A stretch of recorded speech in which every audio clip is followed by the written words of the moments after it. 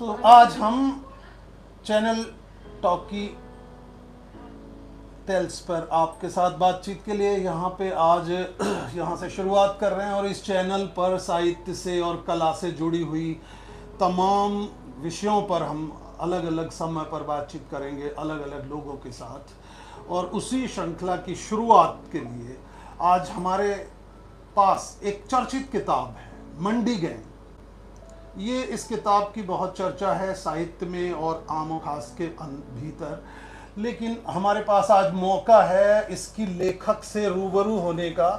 उन लेखक से हम जानना समझना चाहते हैं कि ये जो किताब है इसका मैं ऐसे सोचता हूँ कि ये लोगों ने सुना है और हमने भी सुना है कि डी गैंग एक होता है, गैंग डी।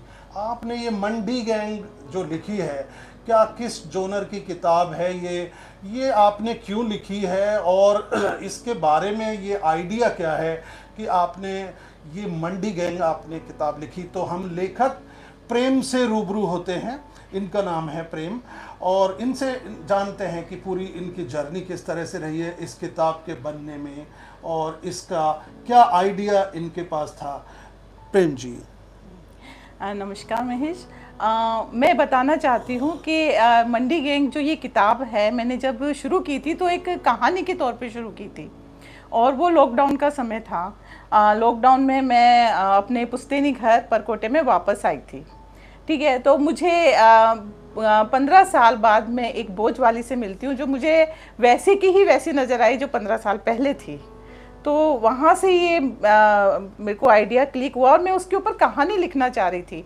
और मेरी जिज्ञासा थी कि लॉकडाउन में जब सब इतने परेशान हुए तो इन बोझ वालियों की ने कैसे सरवाइव किया, इनकी क्या हालत रही।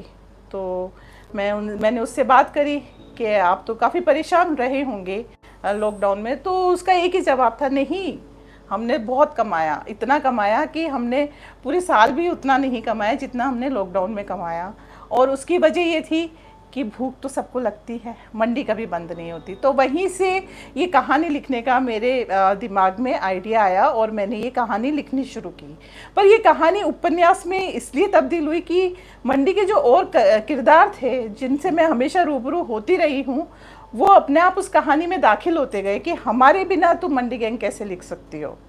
जब मैंने ये मंडी गैंग शुरू की थी तो सिर्फ पहले नाम मंडी था और कुछ और नाम मैंने सोचा था, पर वो जो किरदार धीरे धीरे जब कहानी में आते गए तो मुझे लगा कि इसका नाम गैंग रखे, मंडी गैंग तो ज़्यादा सही रहेगा। और इस तरीके से इस उपन्यास का मेरे दिमाग में आइडिया आया और मैंने लिखना शुरू किया। हाँ, ये जैसे ही हम हर किताब का एक शीर्षक सबसे पहले अट्रैक्ट करता है, मुझे लगता है कि आपने उस बात को ध्यान में तो रखा, लेकिन इसकी एक वजह आपने बताई है कि किस तरह से एक वहाँ हमने इस किताब की जो चर्चा रही है और इसको समझा है उसमें देखा है कि आपने बहुत सारे इसके अंदर कैरेक्टर्स शामिल किए हैं।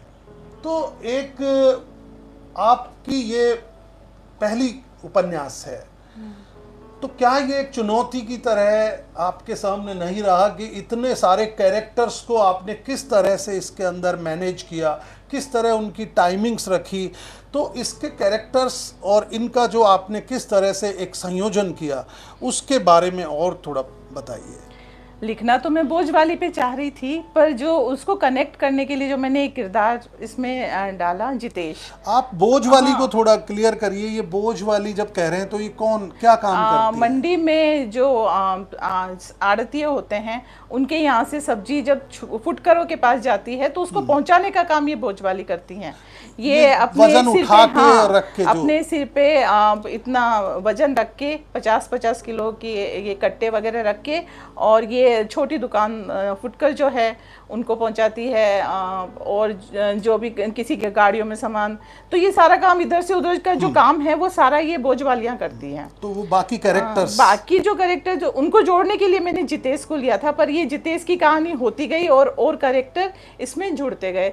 तो चुनौती तो रही, पर मैंने सिर्फ जितेश को पकड़ के रखा और जितेश ही अपनी कहानी लिखवाता गया कि वो कब बोझ वालियों से कितना जुड़ा, कब वो ब्याज में कैसे गया, कब वो शास्त्री नगर के नारी के नाके में एंटर हुआ, लोटरी सिस्टम में एंटर हुआ, तो वो एक किरदार था जितेश, वो उंगली थामे चलता रहा और ये बाकी कैरेक्टर जो थे मेरे कहानी के घर में अपने आप आते गए। मुझे ज़्यादा सोचना नहीं पड़ा। मुझे ऐसा लगा क्योंकि ये जो मेरी कहानी है, ये उपन्यास है ना, इसका कोई सेकंड ड्राफ्ट नहीं, ये एक ड्राफ्ट में लिखी हुई 8 दिन में लिखी हुई कहानी थी, जिसमें सिर्फ बाद में मैंने प्रूफ मिस्टेक चेक किए थे, पर कहानी ये एक साथ चलती रही। तो मुझे लगा नहीं कि इसमें मेरे लिए कोई चुनौती है, क्योंकि उनको बहुत, उनके जीवन को इतने करीब से देखा है मैंने। कोई पिक्चर या उनको देख करके मैंने कहानी नहीं लिखी, उनको महसूस किया है, उनके साथ बैठी हूँ, उनके साथ चाय पी है मैंने, वो माहौल देखा है, तो वो सब मुझे अपना बनाया है पहले उनको, तो वो सब अपनी कहानी खुद बताते गए हैं। जैसे हम अपने किसी दोस्त को अपनी कोई कहानी बताते हैं, कुछ किस्से सुनाते हैं, ऐसे वो सब कहानी वो किरदार खुद बोलते गए और मैं लिखती चली गई, और इस तरीके से ये कहानी बनती गई। तो हम जब भी कोई किताब लिखते हैं या उसके जो कैरेक्टर्स गढ़ते हैं, उसमें एक तो होता है बहुत रियलिटी हम लेते हैं, लेकिन साहित्य में और कहानी का खास तौर पे जब उपन्यास के उसमें आप बात कर रहे, कहानी में कल्पना भी बहुत ज़रूरी होती है। बिल्कुल जरूरी। तो इसमें क्या जो चर्चित रही वो आपने कोई कल्पना का बहुत इनपुट दिया इसलिए, या रियल ग्राउंड इसका इतना ठोस था, किस वजह से ये चर्चित रहा? ये कल्पनाओं की वजह से नहीं, इसमें रियल ग्राउंड ज़्यादा रहा, क्योंकि वो जो किरदार है, इसमें किरदार अगर आपने पढ़ा, गीता का किरदार, बरखा का किरदार या मंचन, तो इन सब को मैंने देखा है। ये जीवंत किरदार है जो मेरे आजू बाजू हमेशा घूमते रहे हैं, और मुझे मतलब जैसे कोई प्रेशर था कि हाँ लिखना ही है, वो चाहते हो जैसे कि मैं लिखूं उनके बारे में। तो इसमें काल्पनिक कम है और वास्तविकता ज़्यादा है। तो ये एक कमाल की बात है कि आप एक रियलिटी पे लिखते हैं और इसलिए चीज़ें चर्चित होती हैं। तो हम कौन सी रियलिटी पे लिखना अपने लिए आसान समझते हैं? क्योंकि जिस दौर में हम आज हैं, एक साहित्यकार जिस भी दौर में है, उसको तरह तरह की रियलिटीज़ दिखाई देती हैं। तो क्या आप उतनी ही निर्भीकता से बाकी रियलिटी पे लिखने का सोचती हैं, या लिखना आपके लिए मुमकिन है? ख़ास तौर पे जो अभी दौर है, जिस तरह का पॉलिटिकल सिनेरियो किसी भी दौर में होता है, तो क्या हमेशा आप वो लिखना चाहेंगी, या कौन सा आपका क्षेत्र है जिसमें लिखना आपके लिए आसान है कि ये रियलिटी में लिखा जा सकता है, कहीं पे हमें रियलिटी पे चुप भी रहना चाहिए? आपका क्या मानना है? मेरा मानना ये है कि लेखक को इसका निर्णय खुद लेने दिया जाए, उसे फ्री छोड़ दिया जाए। जहाँ तक मेरा सवाल है, तो मुझे हमेशा किसी किरदार ने उकसाया है कि मुझ पे कहानी लिखी जाए। मैंने इस उपन्यास से पहले जो भी 3-4 कहानियाँ लिखी हैं, कुछ राजस्थानी भाषा में लिखी है और कुछ हिंदी भाषा की भी कहानियाँ हैं, पर उन सब कहानियों को लिखते समय हमेशा एक किरदार रहा है मेरे सामने। उसमें मैंने कुछ अपने संवाद जोड़े, कुछ अपनी कल्पना जोड़ी, पर किरदार हमेशा वास्तविक रहा है। और मेरा मानना है कि वास्तविकता जब आप लिखते हो तो उसमें कल्पनाओं का इतना ही उसमें कल्पनाओं को झोंकना चाहिए कि वो वास्तविकता कहीं खंडित ना हो जाए। तो मेरी कहानी में, मेरे लेखन में कल्पना कम आती है। मेरे लेखन में वो किरदार हैं, उनके संवाद है जो मुझे हमेशा उकसाते रहते हैं, और मैं उन्हीं को देख करके लिखने के लिए प्रेरित हुई हूँ। तो लेखक प्रेम जो है वो खुद इतनी चर्चित हैं, या उनको इतने लोग जानते हैं, या ये किताब के चर्चित होने में इसमें कोई विवादित बातचीत है जीवन से संबंधित? क्योंकि अभी आप नई लेखिका के तौर पे आपका परिचय है, जितने लोग आपको जानते हैं, बावजूद इसके कि आपने 3-4 कहानियाँ आपकी छपी भी हैं, उनको पुरस्कार भी मिले हैं। तो ये सवाल हम बाद में कर लेंगे कि ये पुरस्कार आपको जो लगातार मिल रहे हैं, इसके पीछे का क्या खेल है। लेकिन ये कि ये चर्चित होने के पीछे आप पहले से चर्चित हैं, या इस किताब में ऐसा कुछ है जिसकी वजह से चर्चित हो गए आप? मुझे लगता है मैं चर्चित नहीं हूँ, मेरे इस मंडी गैंग उपन्यास के किरदार चर्चित हैं। वो किरदार जो सबके सामने थे पर किसी को नज़र नहीं आए, और मुझे नज़र आ गए और मैंने उनको लिख दिया। तो वो चर्चित इसलिए हो गए कि पढ़ने वाले को शायद लगा होगा कि देखा तो हमने भी था इनको, सोचा भी था हमने, महसूस भी किया, पर हम लिखे नहीं। तो इसने लिखा है तो वो मुझे लगता है मेरे किरदार ज़्यादा चर्चित है, मैं चर्चित नहीं हूँ। मुझे नहीं पता मेरा आगे आने वाला उपन्यास या कहानी कैसी होगी, पर हाँ, मंडी गैंग का जो श्रेय जाता है वो सारा मेरे उन किरदारों को जाता है जो मेरे दिमाग में रहे और जिनको मैंने पन्नों पे उतारा, ऐसा तो मुझे लगता लेखक है। प्रेम अपनी किताब मंडी गैंग के बारे में जब बात कर रही हैं तो वो उसका हर एक सवाल का एक क्लियर उनके पास जवाब है। लेकिन कई बार ऐसा तो नहीं कि एक लेखक अपनी रचना को 50 लोगों के हाथ तक पहुंचाता है या जो साहित्य में चर्चित लोग हैं उनके पास पहुंचाता है और उसके आधार पे ही उसको मानता है कि अगर वो कोई टिप्पणी आए या किसी चर्चा में आपकी किताब का जिक्र है, वो एक आधार है कि आपने लोगों तक इस किताब को पहुंचा दिया इसलिए चर्चित हुई, या फिर इसकी डिमांड थी बाजार में? देखिए, ये सवाल तो पढ़ने वाले पाठक ज़्यादा बेहतर बता सकते हैं कि वाकई में किताब चर्चित रही या नहीं। मैं तो क्या बताऊंगी इस बारे में। बाकी मैं ये कहना चाहती हूँ कि इस कोई किताब भी को बहुत लोगों तक पहुंचाया जाके मैंने ये भी एक चर्चा में है। मुझे ये लगता है कि जब भी हम कोई भी प्रोडक्ट अपना लाते हैं तो उसकी मार्केटिंग तो करनी होती है, ठीक है। और मैंने जो लेखक, मेरे प्रिय लेखक रहे हैं, जिनको मैंने पढ़ा है, जिनसे पढ़ के मैंने बहुत कुछ सीखा है, तो मेरी हमेशा जिज्ञासा रही कि वो पढ़े और मुझे बताए कि मेरी ये कोशिश कैसी रही, ठीक है। तो वो एक इच्छा थी कि मेरे जिनसे मैं जुड़ी हूँ, मेरे दोस्त हैं, मेरे परिवार के लोग हैं, या वो लेखक जिनको मैं बहुत पसंद करती हूँ, वो इनको इस किताब को पढ़े और बताए और मुझे ये भी बताया कि मुझे आगे फिर लिखना चाहिए या नहीं लिखना चाहिए, या मेरी ये पहली कोशिश अच्छी बनी है या नहीं बनी है। और रही बात मार्केटिंग की, तो महेश, क्या होता है कि किताबों के रिव्यू भी आते हैं, सब लेखक अपनी किताब लिखते हैं, अपने विचार लिखते हैं और उसको एक किताब के रूप में देते हैं। तो मैंने तो ऐसा कहीं नहीं देखा कि लेखक ने किताब लिखी और वो सारी किताब अपने पास रख दी, कहीं नहीं दी, ऐसा तो कहीं हुआ ही नहीं है, ठीक है। इस किताब की तकदीर है कि इसको लोगों ने ज़्यादा महसूस किया, शायद देखा, या अमूमन लोग जब आपकी किसी रचना को पढ़ते हैं तो थोड़े दोस्ताना होते हैं, थोड़े आपके प्रति सहृदय होते हैं, लेकिन लेखक को पता होता है कि मेरी किताब की कहाँ क्रिटिक हो सकती है। तो आपको खुद पता है इस किताब में कहाँ इसकी आलोचना होनी चाहिए, या कोई हिस्सा इसका है जिस पे आपको लगता है कि इसको और अलग तरह से लिखा जाना चाहिए था? बिल्कुल, इसमें ना मुझसे 2-3 चीज़ें छूटी है।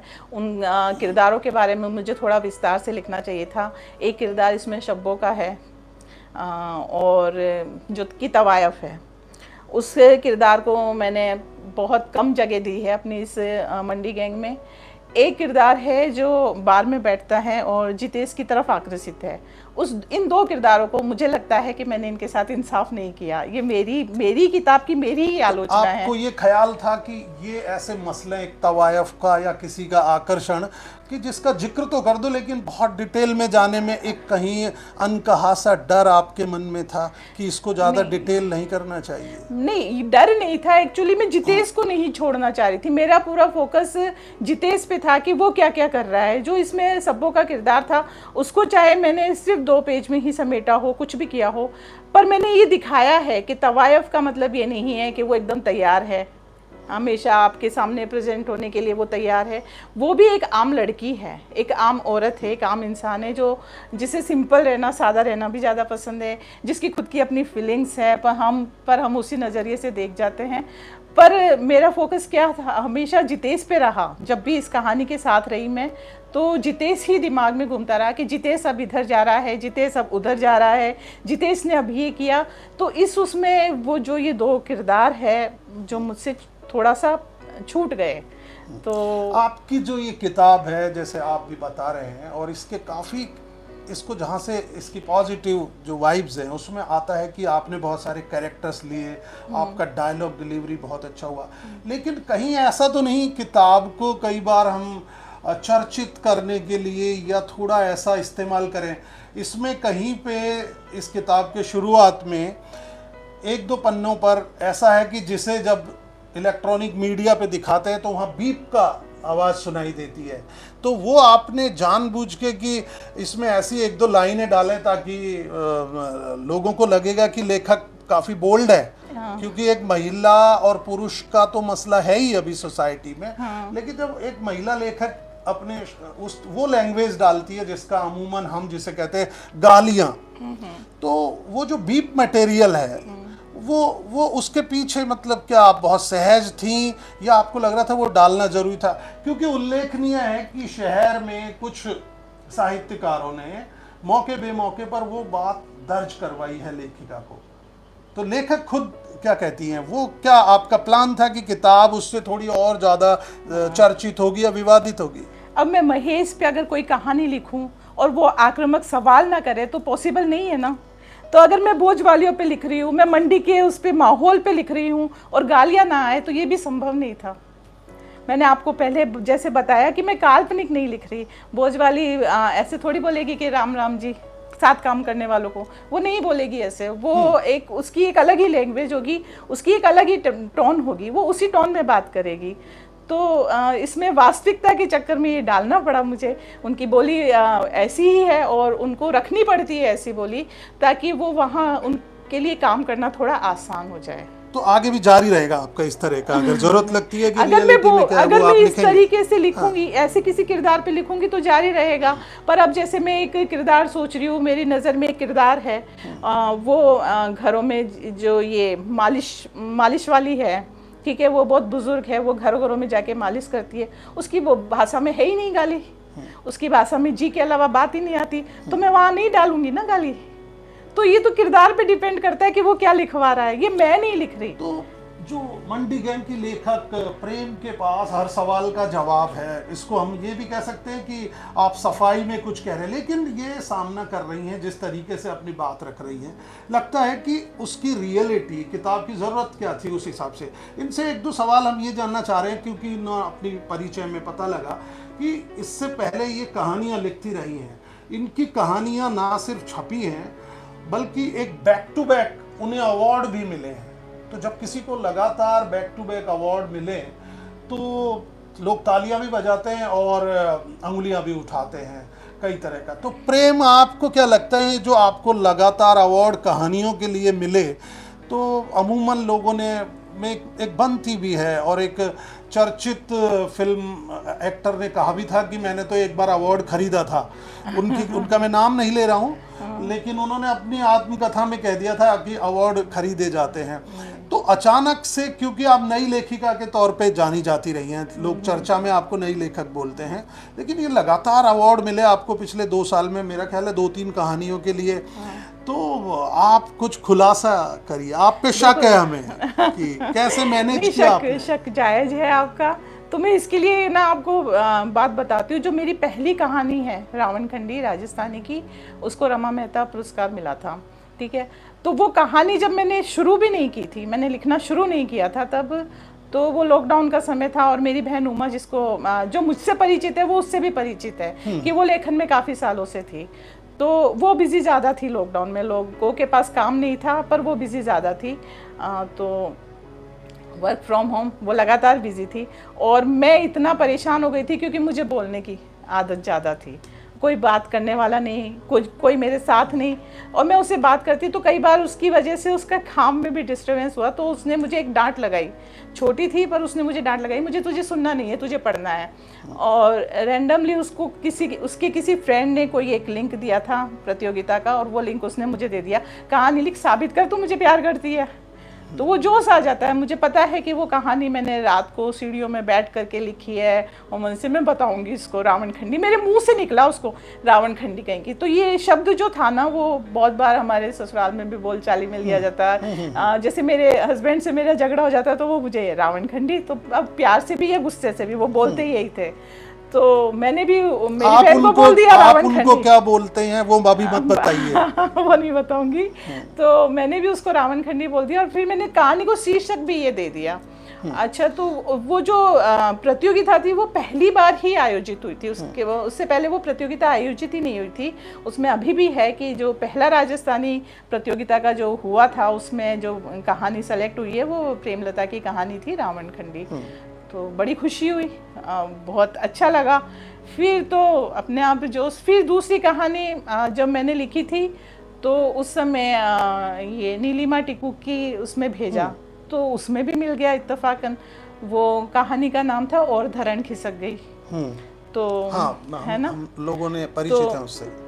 इस तरीके से ये मुझे अवार्ड मिले। अब इसको कोई फिक्शनल मानता तो जिस है तरह तो से इस किताब की चर्चा और कई जो साहित्य में लोग हैं उन्होंने वो किया, तो क्या हम पहले से अंदाज लगा लें कि मंडी गैंग को भी एक अगले दिनों में एक अवार्ड मिलने वाला है?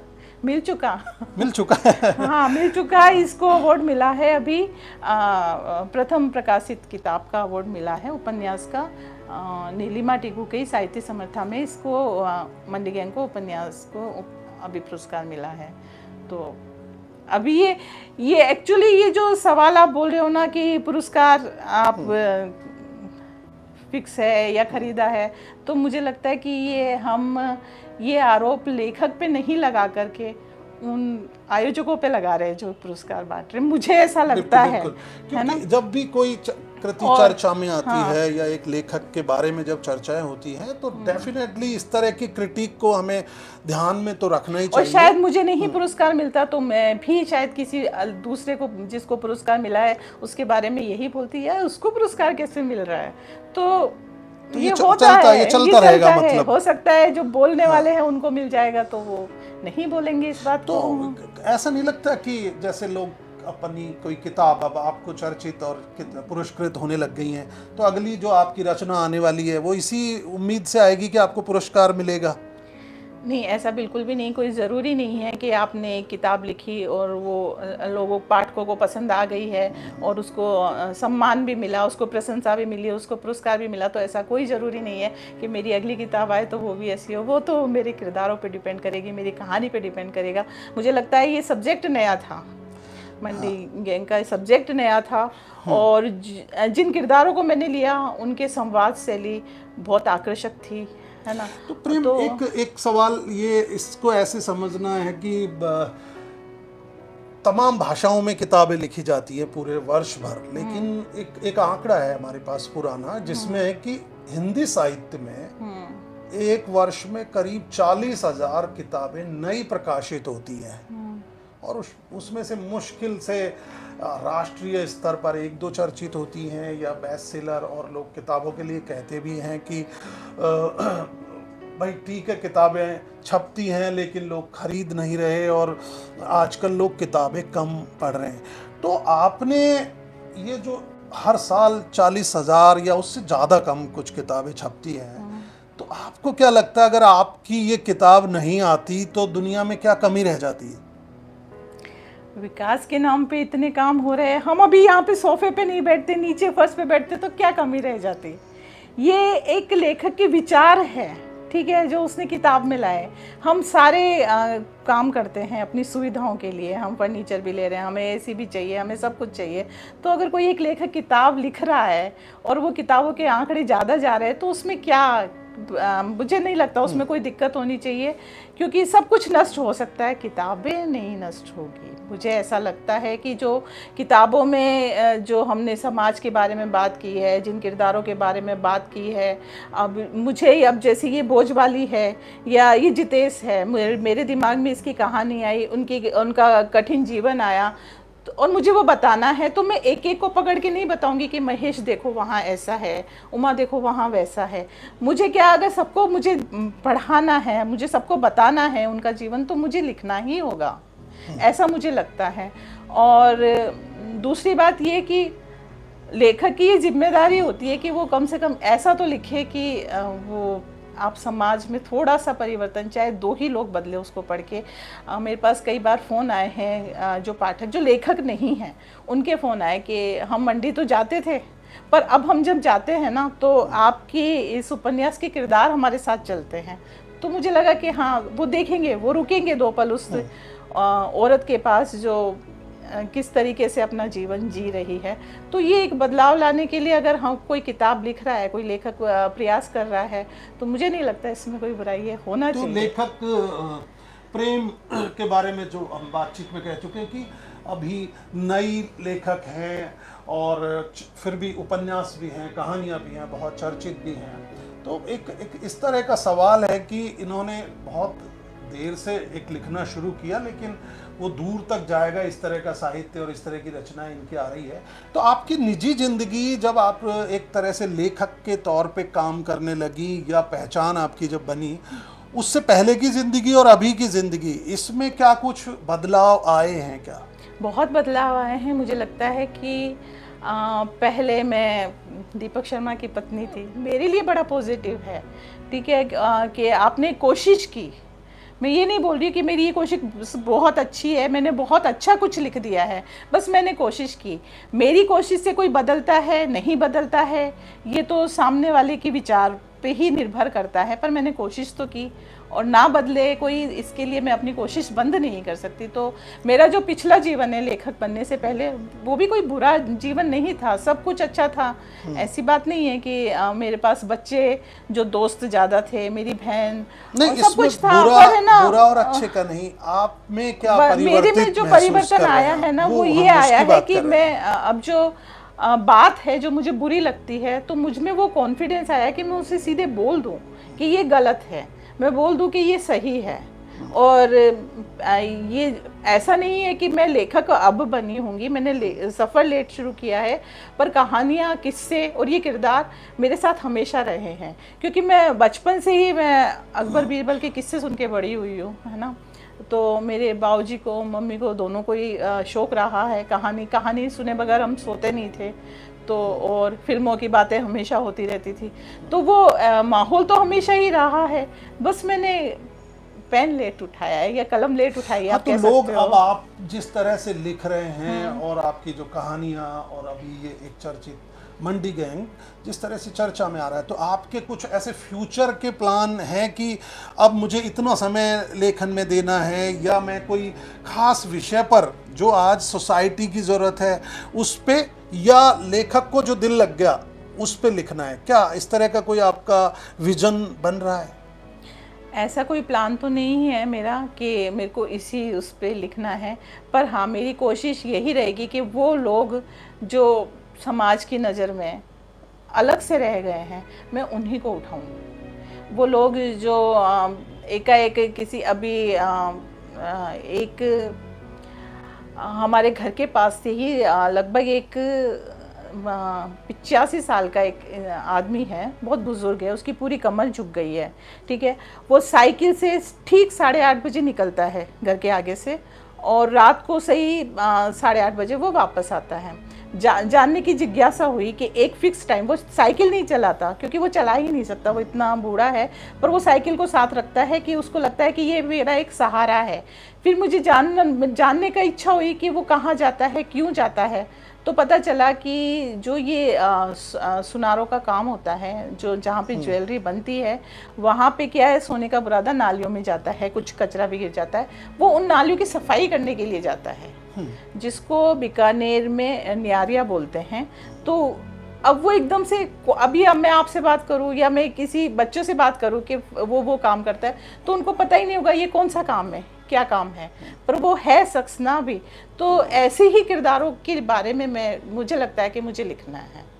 तो इसका कोई फिक्स प्लानिंग भी नहीं है, मुझे कितने समय में लिखना है इसकी भी कोई प्लानिंग नहीं है। मुझे लगता है कि मैं जब तक सेटिस्फाई नहीं होंगी तो मैं नहीं लिखूंगी। और ये दोनों किताब भी, मेरी 2 किताब आई है, और दोनों ही किताब है ना साहित्य अकादमी की पांडुलिपि उसमें योजना में गई है, वहाँ से सेलेक्ट हुई है, उसके बाद प्रकाशित हुई। मुझे कोई जल्दी नहीं है, मैं चाहती हूँ कि मैं जब लिखूँ तो मुझे सेटिस्फाई हो पहले। प्रेम से जो हमारी बातचीत हो रही है उसमें हम और 1-2 बातें की क्या सोचती हैं, एक कॉमन आदमी और एक जो साहित्य में जो आदमी है, उनमें क्या क्या है, कुछ भेद हो सकता है, या जिम्मेदारियों का कुछ अलग भेद है? साहित्यकार होने के नाते किस तरह के जिम्मेदारियां आपको महसूस होती हैं?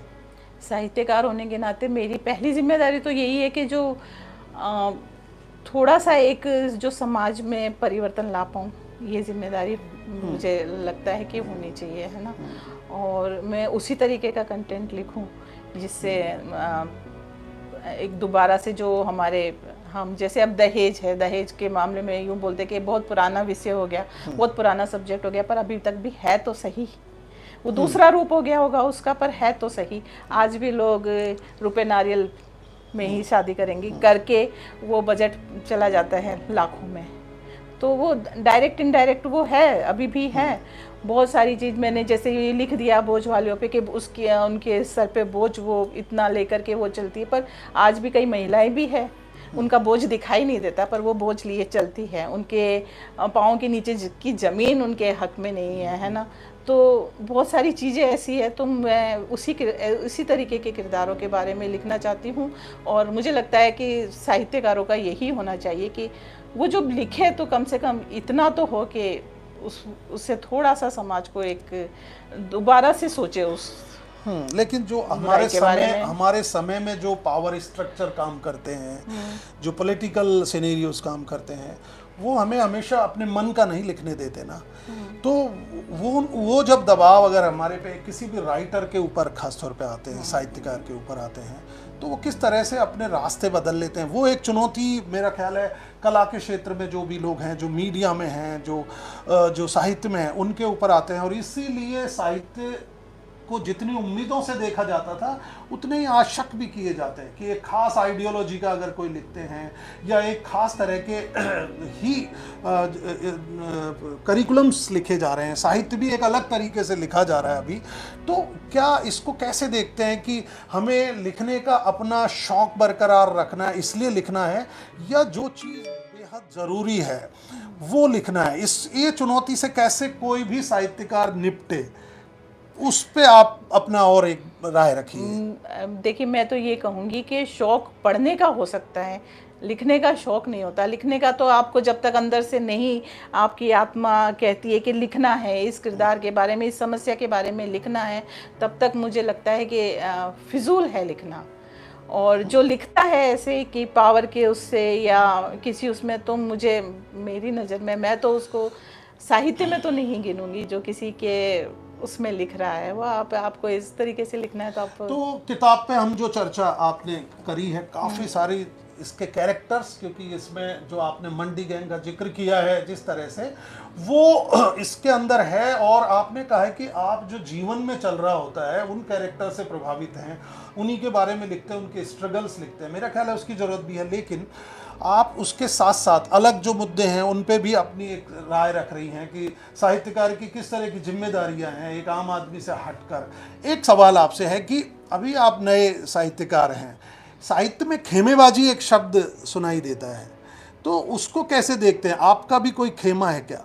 मेरा खेमा आपके हाथ में है मेरे खेमे में मेरे किरदार ही आएंगे। और मुझे ऐसा लगता है कि मैं सब, जहाँ पे भी कोई साहित्य का प्रोग्राम होता है, कोई भी मंच होता है, मैं नहीं देखती कि वो किस खेमे का है। मुझे लगता है कि वहाँ जाकर के मुझे सुनने से कुछ अच्छा लगेगा, मेरे पसंद का वहाँ लेखक आ रहा है और मुझे उसको सुनना, मेरे को समृद्ध करना होगा, तो मैं वहाँ पहुँच जाऊँगी, चाहे मेरे वहाँ जाने को कोई किसी भी नज़रिए से देखे। तो मैं खेमे में नहीं हूँ, और जो खेमे में है उनके बारे में मैं कुछ कह नहीं सकती। मेरा खेमा मेरे किरदारों से ही बनेगा। आज मंडी गैंग तो कल जो भी आएगा, तो मेरा कोई लगातार साहित्य में जिन्होंने अपना, चाहे देर से शुरू किया लेकिन लगातार सक्रिय हैं, वो कहानियों के माध्यम से और तरह तरह की शिरकत, जो साहित्य में जितने फंक्शंस हैं उनमें लेखक प्रेम कर रही हैं। उनकी पहली उपन्यास ये है, दूसरा इनका कहानी संग्रह रावण खंडी के बारे में भी बहुत चर्चाएं और जिक्र है। लेकिन हम हमेशा सोचते हैं कि एक साहित्यकार को शक की निगाह से जरूर देखते रहना चाहिए कि वो किस दिशा में जा रहा है, किस दबाव में वो जा रहा है। हमने तमाम तरह के सवाल आज इसीलिए इनसे किए, रूबरू हुए, और कि आप क्या किसी एक विचारधारा से प्रभावित होकर लिख रहे हैं, किसी के दबाव में लिख रहे हैं, या आपको सिर्फ शौक है। तो आपने जो जवाब दिया, मैं उसे हम दर्शकों के लिए, कि आपने जो जवाब दिया मुझे निजी तौर पे भी अच्छा लगा, और कि पढ़ने का शौक हो सकता है, लिखने का शौक पालना ना सिर्फ महंगा है, आपका श्रम और आपकी ताकत भी इसमें लगती है। तो मैं सोचता हूँ कि ये चर्चा को हम यहाँ आज अभी रोकेंगे, लेकिन हमको इसके नए समाज के इस किताब के माध्यम से और रूबरू आपसे होने के तौर पर बहुत सारी हमको जानकारी मिली। हम फिर इंतज़ार करेंगे एक और चर्चा में टॉकी टेल्स चैनल पे। तो क्या हम यहाँ लोगों से कुछ सवाल कर सकते हैं? हमारे स्टूडियो में भी कुछ लोग हैं, क्या कोई एक सवाल हाँ, मेरा एक सवाल है, मतलब आपसे भी है और आपसे भी, कि एक लेखक के लेखन और उसके जीवन में क्या फर्क होना चाहिए या होता है? जो हमारे जो दर्शक हैं और जो श्रोता हैं, मैं सोचता हूँ जो सवाल मैंने आपसे लगातार, मेरा जो एक रोल बना हुआ था जिसमें कि क्या हम लिखते अपने एक अलग तरह की चीज़ें हैं, जीते अलग तरह की चीज़ें हैं, पैरवी अलग तरह की चीज़ करते हैं अपने जीवन में। मैं इसको इस तरह से, जो हमारे दर्शक सवाल कर रहे हैं उसको, लेकिन एज एक राइटर आप जब रूबरू हैं तो इस सवाल का जवाब, सवाल बहुत मामूली भी है लेकिन बेहद महत्वपूर्ण भी है, ये कि कैसे देखते हैं जब इतना साहित्य लिखा जाता है फिर भी कई सारे चुनौतियां हैं, बहुत सारे परिवर्तन अभी नहीं हुए, कहीं इसीलिए तो नहीं हुए कि आपका लिखना एक तरफ है और जीवन एक तरफ है। ये जो सवाल है इसको आप कैसे देखते हैं? मैं इस सवाल को इसी तरीके से देखूंगी कि मैंने जो लिखा है, मेरा जो लेखन है और मेरा जो व्यक्तिगत जीवन है, मुझे उसमें जब तक सामंजस्य ना बैठे मैं नहीं लिखूंगी। और मतलब मैं इस तरीके से नहीं कर सकती कि मेरी विचारधारा लेखन से बाहर अलग है और लेखन में, मेरी कहानियों में मेरी विचारधारा अलग है, वो नहीं होगा। जो मेरी विचारधारा व्यक्तिगत जीवन में है, जो मेरी लाइफ में है, जो और लोगों के साथ मेरी जो विचारधारा है, वही विचार मुझे लगता है मेरे लेखन में आए। तो मैं सोचता हूं कि एक लेखक के तौर पे या किसी भी क्षेत्र में जो व्यक्ति है, उसकी जिंदगी और लेखन ये बिल्कुल अलग भी हो सकते हैं। फिर वो एक इंसान के तौर पे वो उसकी लाइफ के कुछ हो सकता है, लेकिन वो लेखन के तौर पे एक उसको जो उसकी थॉट है, उसका जो हुनर है, जो बाद में स्किल बन गया है, वो तो दोनों ही चीज़ें साथ भी चल सकती है। लेकिन लेखक के ऊपर ये सवाल हमेशा बना रहेगा। साहित्य में जिन लोगों को बने रहने का शौक है, जो जूनियर हैं या सीनियर हैं, उन पे हमेशा ये सवाल होंगे कि जब भी उनका लिखा हुआ और उनके व्यवहार में अलग विपरीतताएं दिखाई देगी, लोग सवाल करेंगे, साहित्य पे शक किया जाएगा। और इसी को जोड़कर देखेंगे कि 40,000 किताब हिंदी में हर साल साहित्य में, उनके पेज की संख्या की बात नहीं कर रहे, लिखी जा रही हैं, उसके बावजूद, और हम कह रहे हैं कि साहित्य के और भी क्षेत्रों में जहाँ कवि हैं, अन्य नाटक हैं, तमाम लोग कर रहे हैं, उसके बावजूद कुछ समस्याएं समाज में जस की तस बनी हुई हैं या बढ़ रही हैं। तो ये एक हम सब के लिए, मैं सोचता हूँ कि साहित्य से जुड़े हुए ना सिर्फ लेखक, कलाकार या किसी के लिए, जो पाठक, श्रोता, दर्शक है, उनके लिए भी एक चुनौती की तरह है। ये सवाल हम सबके दिमाग में रहना चाहिए और ये सवाल समय समय पर किया जाता रहना चाहिए। प्रेम जैसे लेखक जो कहने को नए हैं, या कोई बेहद चर्चित लेखक भी आपके सामने आ सकता है, जो बहुत नामचीन हो सकता है, जो बहुत सीनियर हो सकता है, लेकिन ये सवाल हमेशा करते रहिए, या आप ऑब्जर्व करते रहिए कि आप जो लिख रहे हैं, आपका जीवन और लिखा, ये एक चुनौती के तौर पे है। तो प्रेम ने हमारे साथ जुड़कर आज जो चर्चा करी, ये किताब एक हमारे लिए माध्यम बना। इससे हमने आपको भी समझा, आपके विचारों को समझा, और वो विचार जो पूरी सोसाइटी के अंदर है, कोई अलग से विचार नहीं है।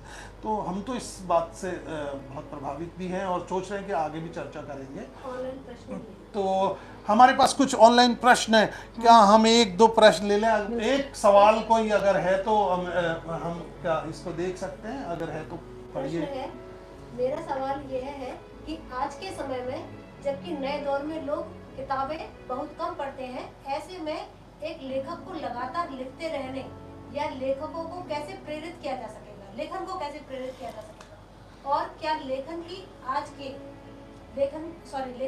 के सोशल मीडिया के दौर में वाकई जरूरत रह रही है? ये बात हमने अभी चर्चा में, लेकिन ये जो भी हम इस बात का स्वागत करते हैं कि सवाल श्रोताओं के आते हैं और पाठकों, जो दर्शक हैं उनके, लेकिन ये हमेशा सवाल बना है। आज जब सोशल मीडिया का दौर है, जिसमें हमने बातचीत, अभी हमारी बातचीत में लेखक से बात की कि इतनी किताब लिख रहे हैं लोग, बहुत कम पढ़ रहे हैं, एक शक है कि लोग खरीद के नहीं पढ़ रहे हैं, लेकिन फिर भी जब ये सवाल पूछा जाता है तो यानी कहीं ना कहीं इस किताब को और साहित्य के पक्ष में पढ़ने और लिखने वालों के लिए फेवर में लोग खड़े हैं। तो इसको एक लेखक के तौर पे और एक सामान्य इंसान के तौर पे भी आप कैसे देख रहे हैं? मैं इसको अभी हम पिज़्ज़ा भी खाते हैं, बर्गर भी खाते हैं, पर वापस सलाद पे लौट के आ रहे हैं ना, क्योंकि वो हमारी सेहत के लिए ज़रूरी है। और मुझे लगता है कि किताबें अपने आप में योग है। अगर कोई एक अच्छी किताब आपके हाथ में है और आप उसको पढ़ रहे हो, तो ये मान के चलिए कि आपसे तनाव तो दूर जाएगा ही। तो आएगा किताबों का दौर। और अभी ये जयपुर लिटरेचर फेस्टिवल जब हुआ था, तो मैंने देखा था बच्चे बड़े जोश से किताबें खरीद रहे थे। और एक बार मैं प्रतापगढ़ गई थी, वहाँ पे भी मतलब एक कैंप लगा था, जबकि वहाँ बच्चे, वो सरकारी स्कूल वाले बच्चे, और वो इतनी जिज्ञासा से किताबों को देख रहे हैं, खरीद रहे हैं, पढ़ रहे हैं कि ये किताबें तो रहेंगी, बिल्कुल और रहेंगी किताबें। ये मेडिटेशन बिल्कुल। है। अभी एक स्टडी में आ रहा है कि कुछ जगहों पर इसको सायास भी, और कुछ लोगों ने अपनी प्रैक्टिस में ही बदला है कि उन्होंने कहा है कि किताबें हमेशा रहेंगी, किताबें चलती रहेंगी। और जब तक कुछ लेखक हमारे पास हैं जो जीवन से जुड़ा लिखेंगे, जो अपने पे उठने वाले सवालों का सामना करने के लिए तैयार हैं, और वो उनका ध्येय है कि हम आम आदमी की ज़िंदगी से जुड़े मसले, उसमें एक ये भी मसला है कि हम साहित्य को किस तरह से ले रहे हैं, किताबों को किस तरह से ले रहे हैं, क्या ये हमारे जीवन पे फ़र्क डाल रही है। हम लेखक प्रेम का बहुत बहुत धन्यवाद कह रहे हैं टॉकी टेल्स चैनल की तरफ से, जो इन्होंने अपना समय दिया। और मैं सोचता हूँ कि इससे न सिर्फ हमारा इससे एक इंटरेस्ट बनेगा किताबों में, लेकिन लोग और नए सवालों के साथ साहित्य से जुड़ेंगे, आपसे भी। थैंक यू प्रेम। धन्यवाद आपका, धन्यवाद महेश, बहुत अच्छी बातचीत रही है। और थैंक यू।